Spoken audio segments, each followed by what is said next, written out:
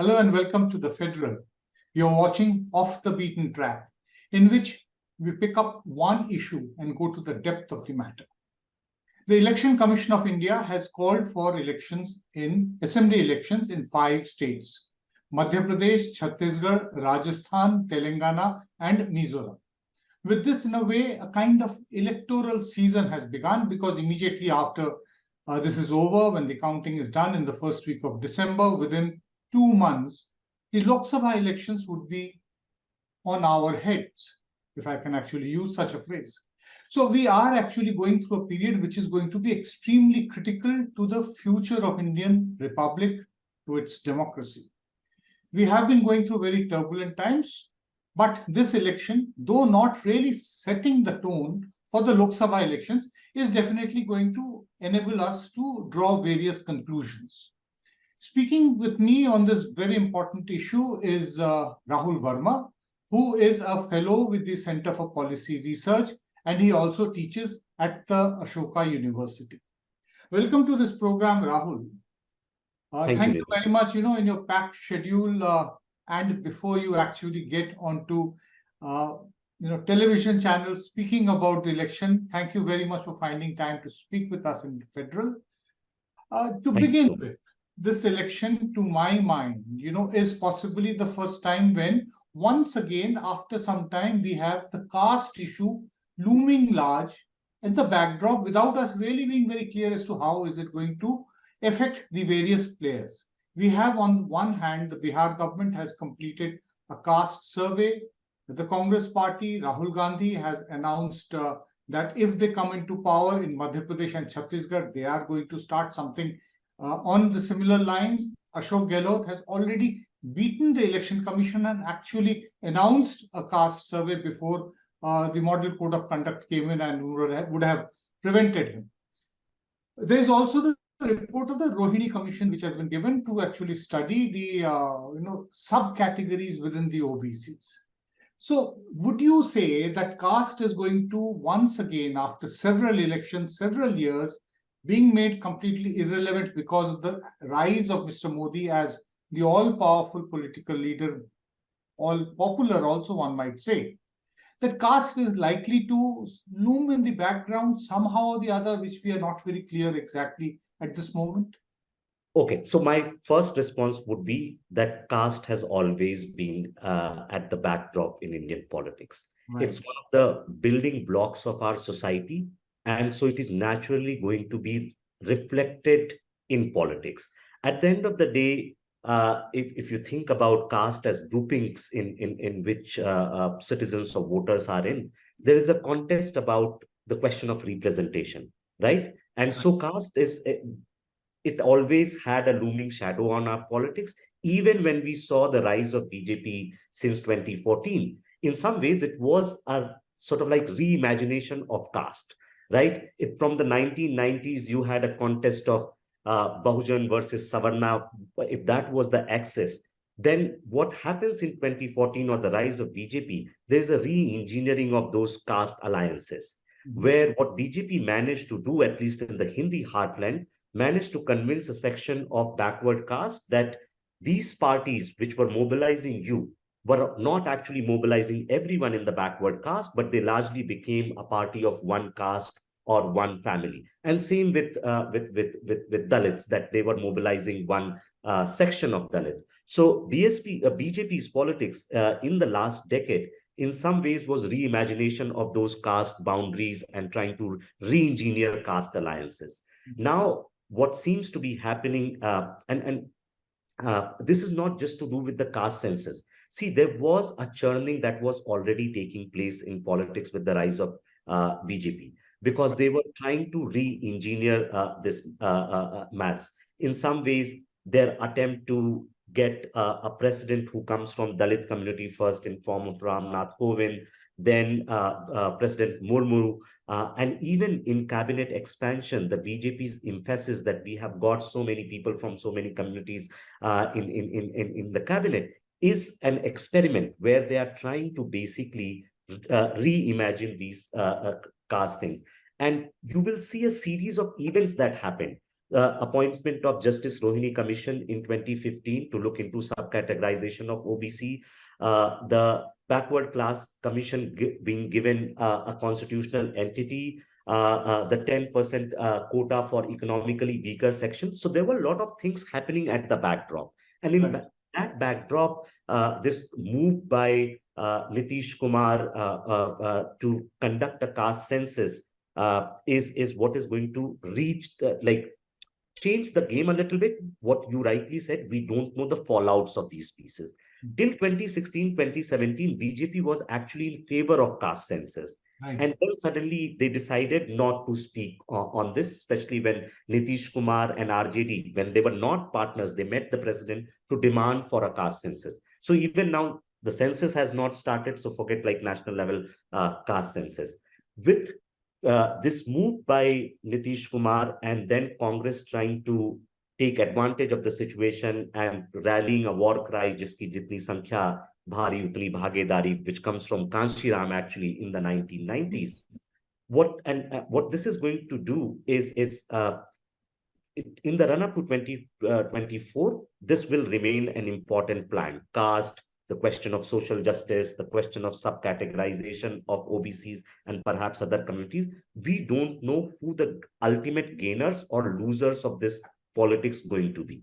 And the reason why I'm saying this is, for example, while Congress might be excited with the result of Karnataka, where it managed to mobilize the bottom half of the society, Congress actually does not have a serious sort of like OBC leadership in the Hindi heartland. It may have Ashok Gehlot in Rajasthan, but not in Madhya Pradesh, and not in Rajasthan, not in UP and Bihar, right? So I think, and Congress, in fact, since 60s, has never been seen a party of OBCs. Even when they tried to, in 2006 with Arjun Singh being HRD minister and extending 27% quota to OBCs in higher education, that didn't bring them a lot of OBC support in the Hindi heartland. So while Congress is trying to make a point through this move, I'm not sure whether the gains in the short run are going to be significant. So that's point one. BJP definitely is, I wouldn't say they are panicked by this move, but definitely it's a new sort of like fault line that has emerged, and they are going, they are much more in wait and watch mode. How much opposition parties are going to make this a plank, and what are they going to do with the Rohini Commission report? Because see, at the moment, the announcement has only, the Bihar has only released information on the number or proportion of each caste, which was already in some ways known.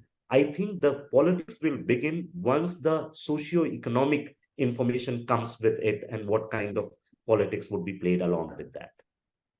Like, at least for 3.5 decades, to be precise, from the middle of 1990 onwards, when Mr. VP Singh as Prime Minister announced the Mandal Award. From that time, we've had this scenario, where the Hindutva mobilization has always come up against caste. The phrase of Mandal versus Kamandal came up in 1990, where the BJP almost panicked that all the gains of the Ram Janmabhoomi movement through the late 1980s, culminating in the November 1989 Shilanyas, all that would come to a naught only because of Mandal Commission, and then one Hindu caste getting into a competitive rivalry with another Hindu caste over reservations, the issue of privileges which could be got through the policy of the government.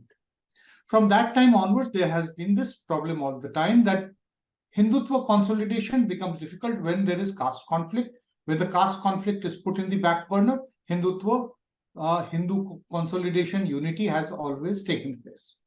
Do you see, there is of course a fact that there is a Hindu electoral constituency which has become much more sharply visible since 2013 onwards, from the time that really the consolidation of the BJP began. We really can't say that 2014 onwards. The process began from 2013 onwards. But many would say that it had not even disappeared during the UPA years because they did not really take on the Hindutva bandwagon on an ideological basis. So do you think that there can be a major fault line in the Hindutva base at the moment because of caste, because of, as you said, that they did promise to empower the underprivileged within the OBCs, the more discriminated against, the poorer people, who have not really got the benefits of the reservation policy since 1992, 1993, when the policy really came into effect. Fault line, yes or no? My short answer would be we don't know. And the reason why I'm saying we don't know, and the long answer would be that it would be difficult for the opposition to be able to give a lot of pushback to BJP on this. And I have following reasons. See, any community is looking for at least three things. There may be many more, but three things. One is looking for material advancement. Two, they are looking for some kind of political representation. And third, they're looking for some kind of cultural sharing of resources. Now, in 1990s, many of these parties managed to push the Hindutva project because it was the first time that kind of mobilization taking place, right? So 30 years after, at least on the question of representation, a lot of these smaller backward communities are going to ask parties like Samajwadi Party or Rashtriya Janata Dal that what have you done for us in terms of representation, right? So what BJP, and that's their sort of like cleverness of their politics lies, is that they have managed to create organizations on the ground where they have given representation to some of these communities on the ground. And second, then they have symbolic representation at the top to say that, oh, we got a Dalit president, we got a tribal president, or we made OBC a prime minister. So that's the first sort of like a mobilization plan. OBCs are in the Council of Ministers in the Yes, center. yes. The second is the logic of material advancement, and which is what you can see from Prime Minister Modi's sort of like frontal attack on this question, that we have created a kind of a welfare measure which is trying to reach to everyone, to poor, to everyone in the society. And the opposition parties are actually trying to divide you on the basis of caste, right? So whether the life chances of Indian citizens have improved or not, that's a different question. But what we know has definitely changed in last 10 years is that they are much more likely to be able to access welfare. And that's happening because of the technological changes and those kind of things, right? The leakages in the system, at least on the welfare things, have reduced. So that's the second offensive BJP can use. The third offensive is going to be on the cultural assimilation part. You rightly pointed out that there has been a creation of a Hindutva or Hindu-minded social constituency. And in some ways, what survey data seems to be indicating that a larger section of Hindus now associate themselves with BJP's ideological project, right? And so we don't know whether this is an instrumentalist approach, which is now that we are getting benefits from this party. And so we just say that, okay, we also believe in your ideological project, or is it actually an ideological assimilation that has taken place? And there is some research that shows that BJP and its affiliate organizations are providing cultural resources to many of these communities on the ground. So I think that's why I would say that can BJP be easily pushed back on this question? I think that's not very clear. Would you say that, the BJP argument that the religious minorities in this country were appeased, the politics of appeasement, politics of tushtikaran, as they call it, has somehow or the other, at least in the Hindi heartland, it has actually taken root among the people? That's true. See, whether it's in politics, what matters is perception, not what exactly is the truth. So I don't think we have a lot of evidence to show that religious minorities, and in this case, Muslims, were given undue benefits. But the kind of perception that got created, so some facts and some sort of like fiction were merged into a way that this message has gone deep, right? And it's just like simple things, right? Like if you create this imagery of certain criminal politicians, but they belong only to one single religion, then imagery becomes very, very powerful. right? And so I think BJP's mobilization on this question has gained some traction. Right. Let's move on. We are actually talking that we really cannot say that which way the dice of the caste going to roll, whether the caste survey and the Rohini Commission, on which it's highly unlikely that before the Lok Sabha elections, the government is going to act on the recommendations. Very difficult to say what really is going to happen. Yes. Moving on from here, we are also going to looking at that fact that in the last 6 months, there has been a certain amount of consolidation of opposition parties. They have also very uncomfortably for the BJP coined themselves as INDIA, which is very difficult. That is what probably prompted Mr. Modi to give a certain push to the idea of calling the nation, calling the country Bharat.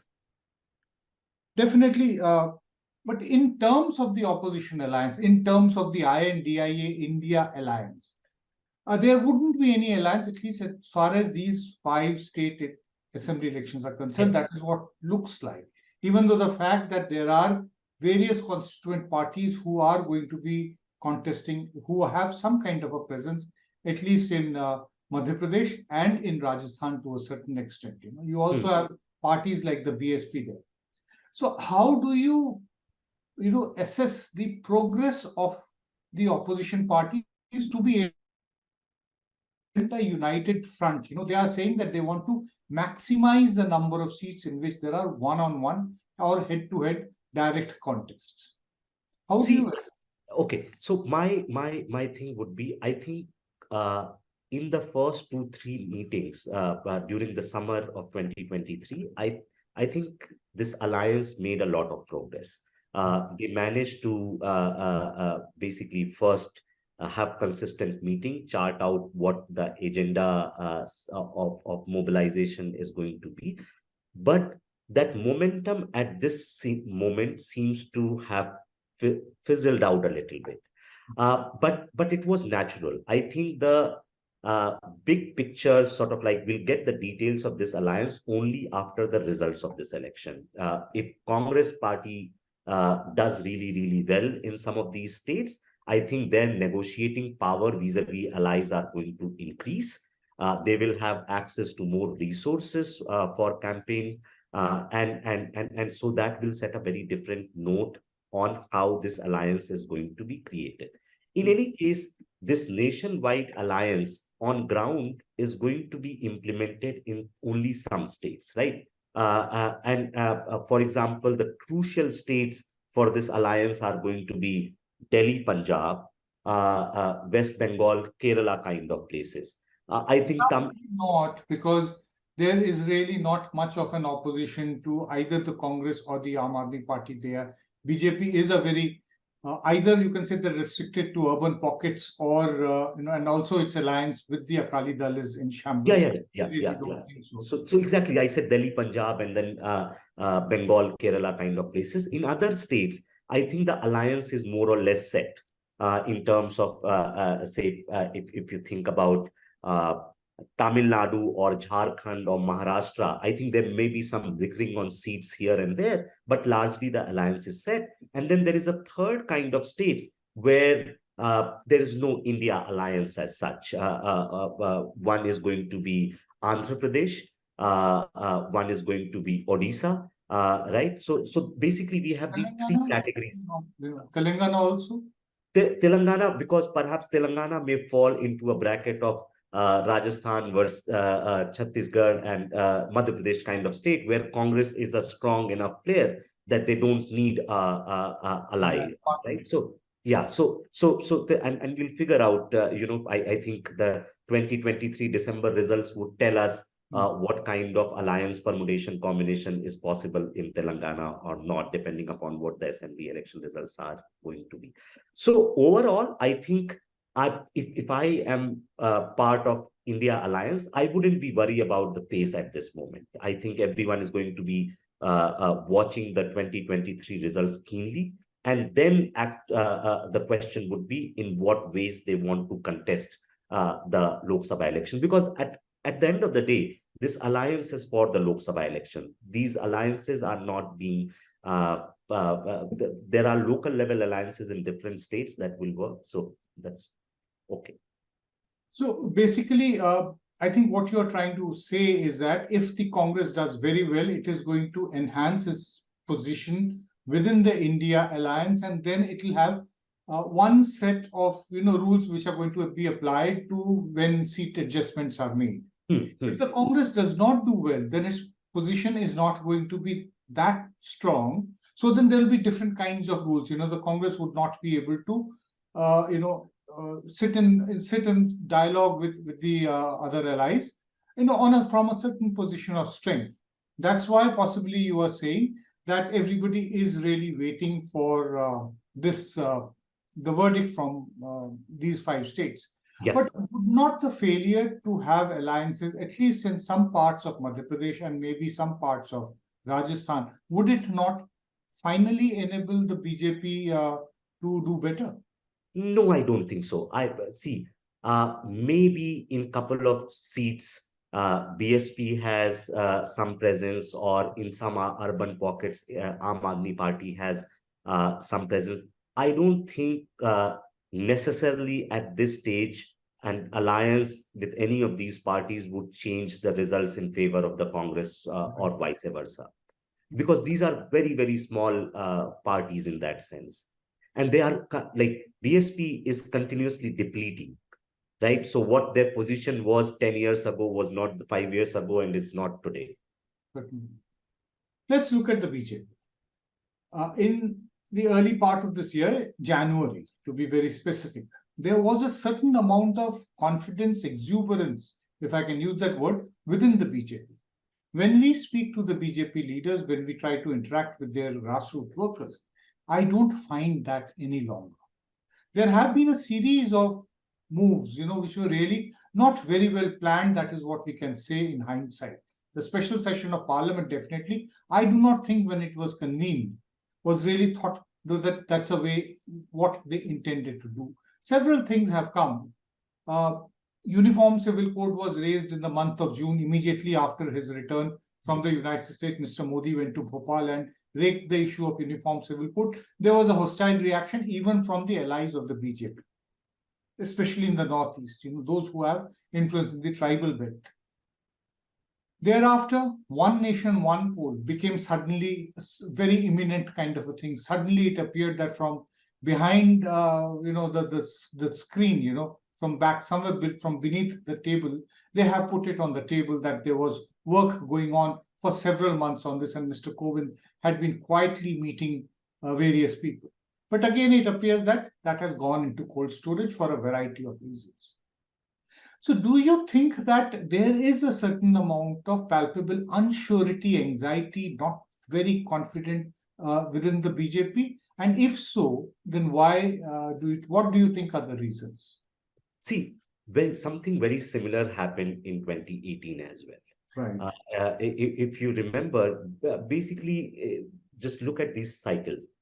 In 2017 and 2022, BJP wins big in UP, and suddenly it seems like BJP is invincible.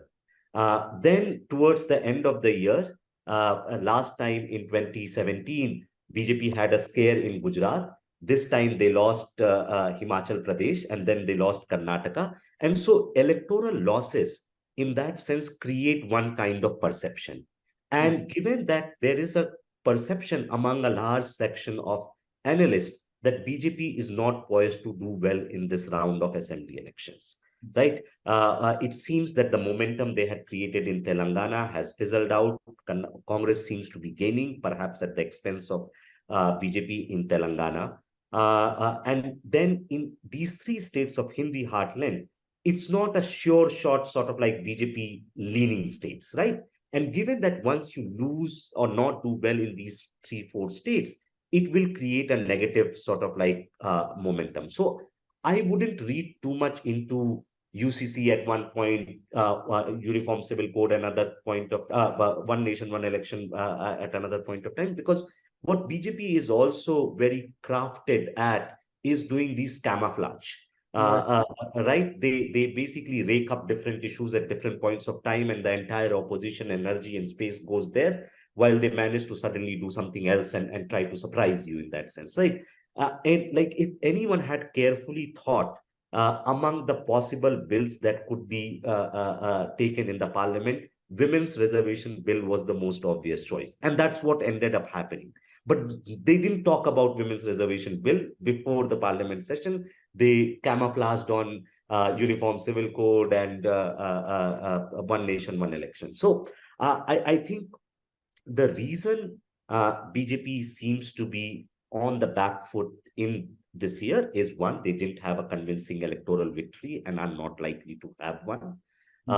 So winning elections are very important because it creates that kind of perception. Right. Two, there has been no massive turnaround in terms of economic outlook of people, right? And that remains in sort of like Jobs are not being generated at all. yes, yes. And so and there is much more momentum on the side of opposition. Even in 2017, what had happened that the Congress had given a scare in Gujarat, and it seemed like now they are becoming a fighting unit. Last year, they carried out no one thought that Rahul Gandhi would be able to complete this yatra and will create this kind of enthusiasm. So all of this basically has added to the perception that Lok Sabha elections are not going to be an easy fight for BJP. But everyone also realizes that when Modi is going to be on the ticket, elections will acquire a very different ball game, right? I think very few people would say that even if Congress wins these three states in Hindi heartland, BJP still has ability to almost sweep them during Lok Sabha election, right? So think of it. Basically, the relationship between assembly election and Vidhan Sabha, Lok Sabha seems to be emerging this. If Congress wins, we are not sure that they will do well in Lok Sabha. But if BJP wins, then we are much more sure that they will sweep, right? So it's becoming a very sort of like different kind of relationship between assembly and Lok Sabha election. So they are on back foot because of many of these reasons, not having electoral wins and all those things. What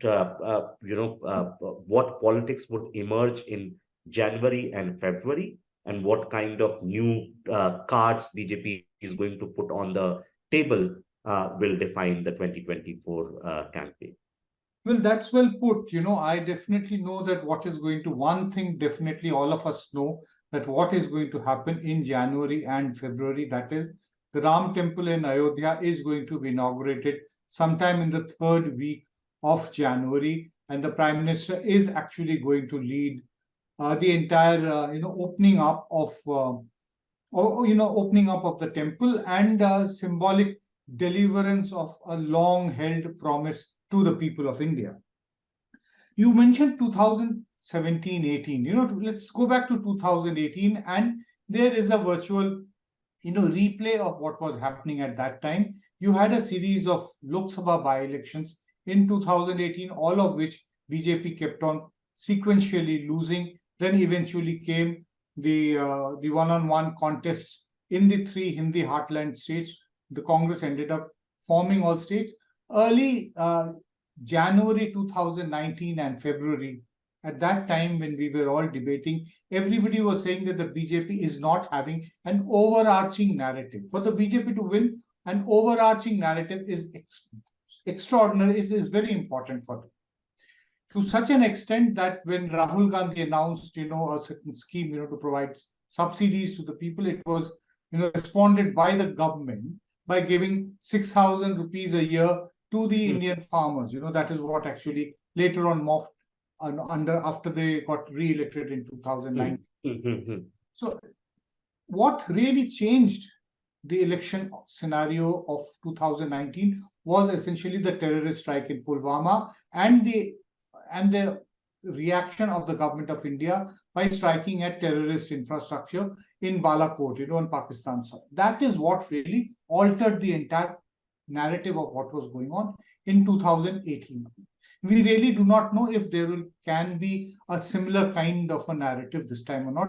We definitely know that to bring back Hindutva, yes, there is a Ram temple inauguration happening.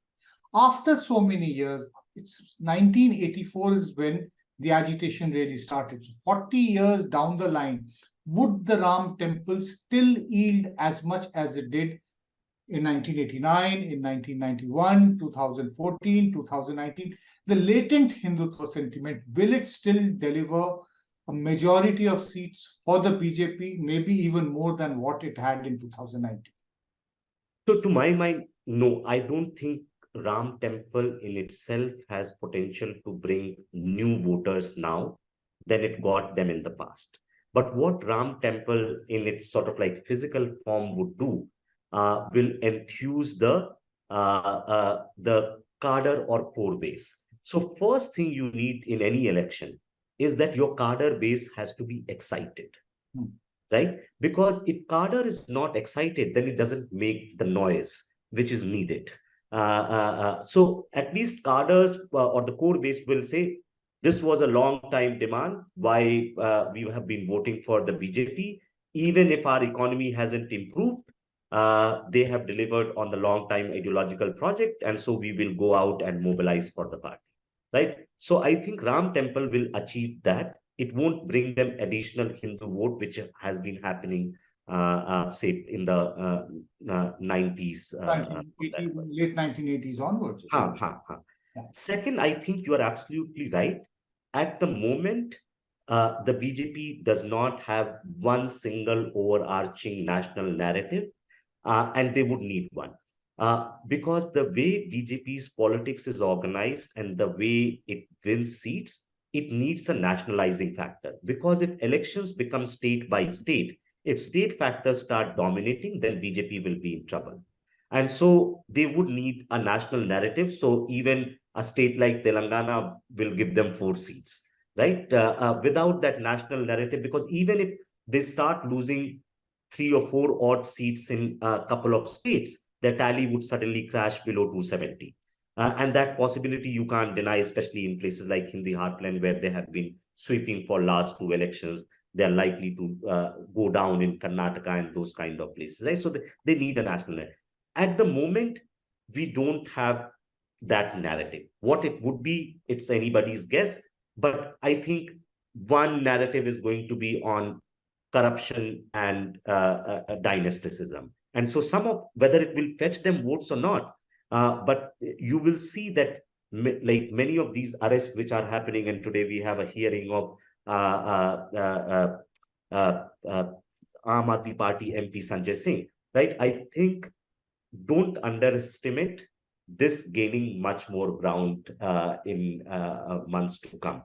Not, I don't know who would get arrested or which party will be targeted. Certainly, there appears to be a concerted effort to try to create a narrative that there are several conspiracies being, being prepared, to ground the nation, which are anti-India, and that there is only one savior inside, and that is Mr. Modi. Yes, so that narrative is being definitely built. Yes. But maybe Ram Temple not, but what about Hindutva? There is Varanasi and Mathura lurking in the background. There is the Places of Worship Act, which is coming up in the Supreme Court. Whatever be the judgment, it should benefit the BJP, because if the law is repealed, it's a huge plus. If it is not, then it's a promise that if we come back, we will repeal it.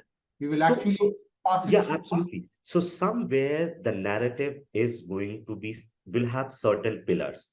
The main center of all these things would be Prime Minister Modi, who will, so there would be some mobilization on religion and Hindutva, as you pointed out. What the actual line is going to be remains to be seen. There is some mobilization going to be on the question of India's image in the world, and how PM has actually improved that. The third is going to be the attack on corruption and dynasticism. And fourth, and I think it's a developing thing which needs to be keenly watched out, is global, like the conflict in Palestine between Hamas and Israel.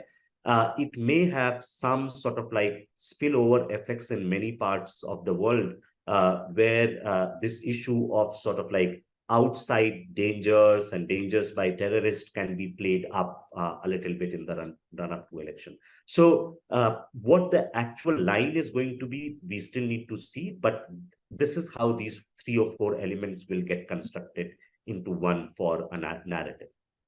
Well, very well put, Rahul. And I think, with that, we can actually sum up this discussion. Yes, we really do not know how important a role caste is going to play in this round of assembly elections. So we cannot say that how much of this is going to spill over into the Lok Sabha parliamentary elections.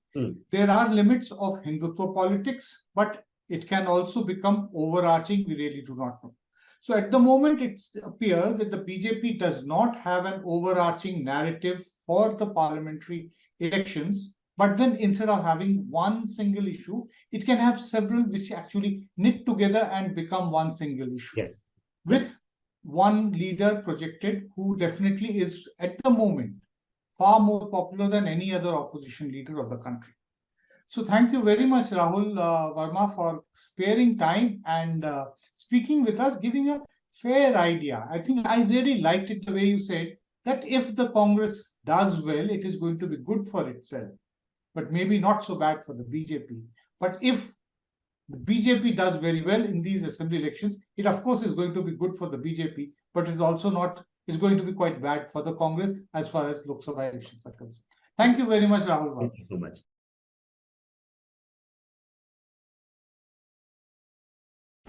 Subscribe to the Federal's YouTube page for more news and updates.